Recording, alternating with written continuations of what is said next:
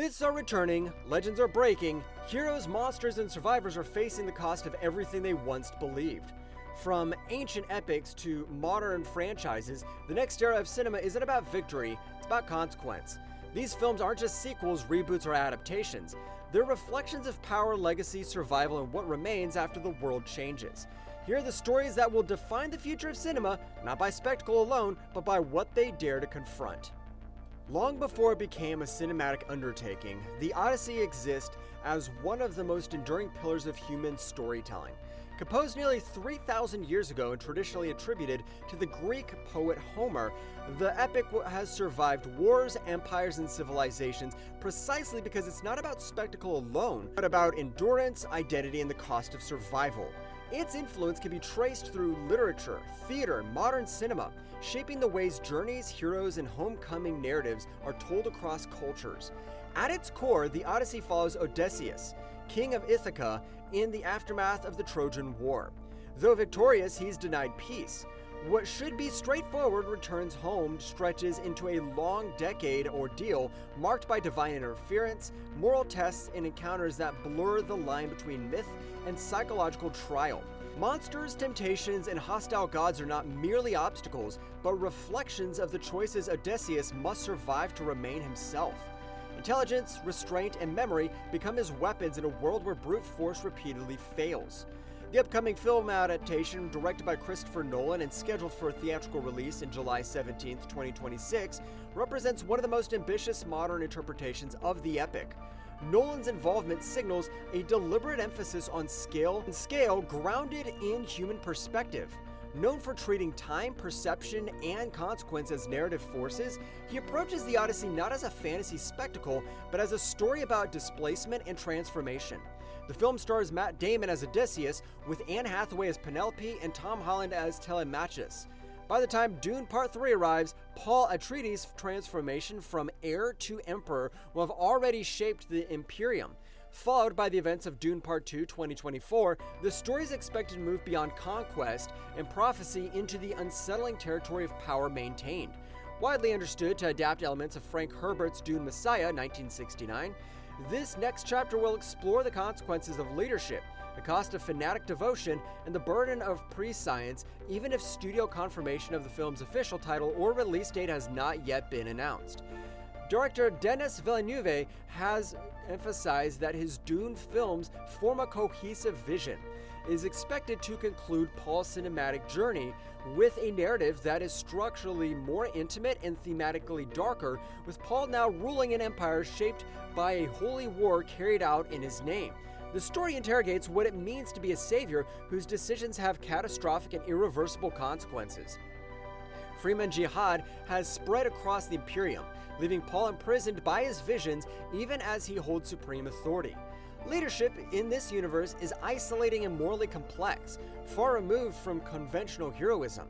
Returning cast members are anticipated to anchor the narrative continuity, while Villeneuve has signaled that this installment will emphasize quiet intensity and moral gravity rather than spectacle alone. The focus is expected to remain on the human and political dimensions of the saga, examining the cost of belief when myth becomes law. Rather than celebrating conquest, Dune Part 3 promises to confront the after effects of destiny fulfilled, forcing both characters and audiences to wrestle with the consequences of power, the fragility of freedom, and the danger inherent in creating a legend whose reach extends far beyond the individual who bore it. Following the global success of Godzilla Kong the New Empire 2024, Legendary's MonsterVerse is preparing its next cinematic chapter. Currently scheduled for March 26, 2027, while the subtitle The Supernova has circulated in fan discussions and trade speculation, it has not been officially confirmed by Warner Bros. Or Legendary. What is confirmed is that the franchise will continue to explore the shared universe of Titans, where these colossal beings reshape the natural and human worlds alike. The next installment continues the story of Godzilla and Kong, whose uneasy alliance has already redefined the balance between the surface world and Hollow Earth. Rather than focusing solely on rivalry, the sequel is expected to examine the consequences of coexistence in a planet where Titans are no longer myths, but active destabilizing forces. Humanity's role has shifted from dominator to observer and adapter, with governments, scientists, and citizens navigating challenges far beyond conventional understanding. The film is directed by Grant Sputore, with a screenplay by David Callum, signaling a possible tonal evolution for the franchise. Legendary has indicated that the story will deepen the emotional and mythological scope of the MonsterVerse while maintaining the grounded human perspectives that have anchored previous entries.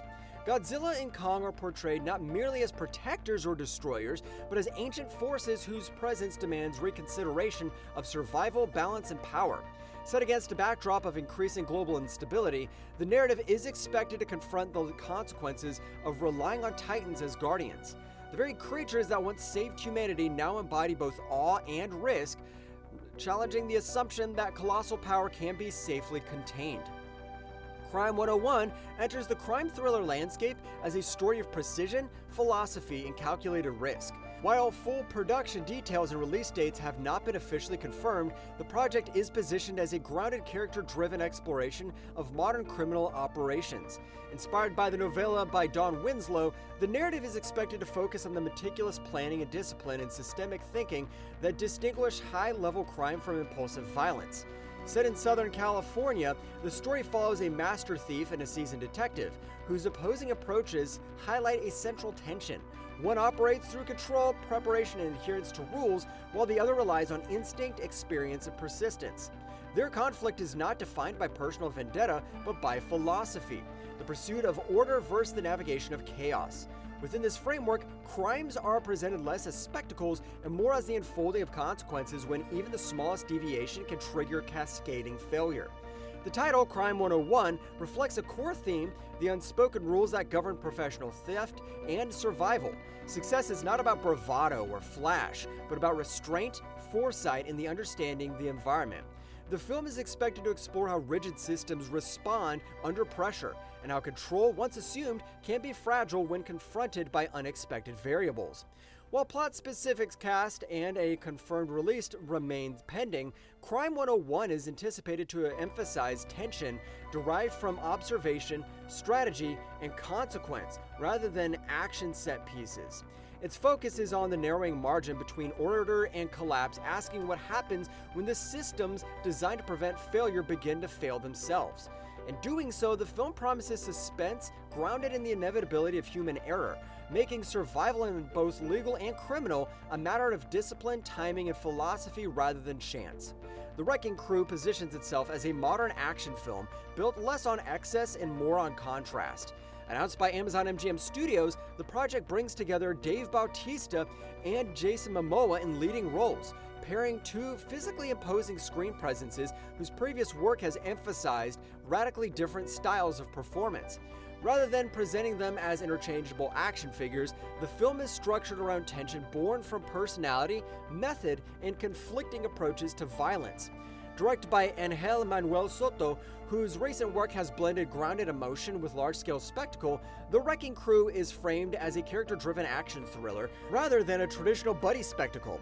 While official plot details remain limited, the film is confirmed to center on two elite operatives forced to an uneasy partnership, navigating a criminal underworld where loyalty is temporary and power structures shift without warning. The title itself suggests destruction not as chaos, but as a calculated tool, a force applied when negotiation fails and restraint is no longer an option. What distinguishes The Wrecking Crew from similar genre entries is his emphasis on friction. Bautista and Momoa are not positioned as mirror images, but as opposing forces whose collaboration is rooted in necessity rather than trust. Their dynamic reflects a larger thematic concern. What happens when strength alone is no longer enough, and survival depends on adaptability, compromise, and the willingness to accept methods one fundamentally disagrees with.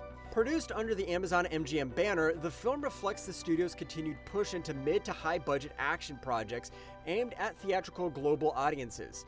Soto's involvement suggests an effort to balance physical scale with character perspective, grounding the violence in consequence rather than spectacle. Action is treated as outcome, not identity. The Wrecking Crew is not about domination or heroism, it's about controlled destruction in systems already collapsing and the cost of relying on force as the final solution. In a world where order is temporary and alliances are fragile, the film asks whether power can be wielded cleanly or if every act of control leaves something irreparably broken behind. With Scream 7, the long-running horror franchise returns for another chapter of self-examination, continuing its tradition of reflecting not just on slasher films, but on its own evolving legacy. Since its debut in 1996, Scream has navigated generational change and shifting audience expectations by treating self-awareness as both a storytelling device and a source of suspense. The seventh installment is positioned not as a nostalgic reset, but as a continuation that examines survival, memory, and consequence in a world where familiarity itself can be dangerous. Official reports list the film for theatrical release on February 27, 2026, distributed by Paramount Pictures. While details about the director are not yet confirmed, the franchise's original creator, Kevin Williamson, remains involved in development. Neve Campbell is widely reported to return as Sidney Prescott, recentering the narrative around one of modern horror's most enduring figures, though final cast confirmations remain pending. This installment is expected to bridge past and present, exploring how legacy, trauma, and myth-making continue to shape characters and audience expectations alike. Ghostface's identity, as in previous entries, serves less as a fixed villain than as a symptom of a cycle, a system driven by attention, obsession, and intimidation. Violence in Scream 7 is likely to remain tied to narrative and emotional consequence, with tension arising not from spectacle alone, but from the human decisions that perpetuate fear. The film is designed to interrogate survival in a universe where rules constantly shift and no one is guaranteed safety, emphasizing strategy, intuition, and the enduring stakes of legacy. More than a standard slasher, Scream 7 aims to reflect on horror as a cultural construct, examining how franchises evolve, how fans participate in myth-making, and what it means to survive in a world built on repetition.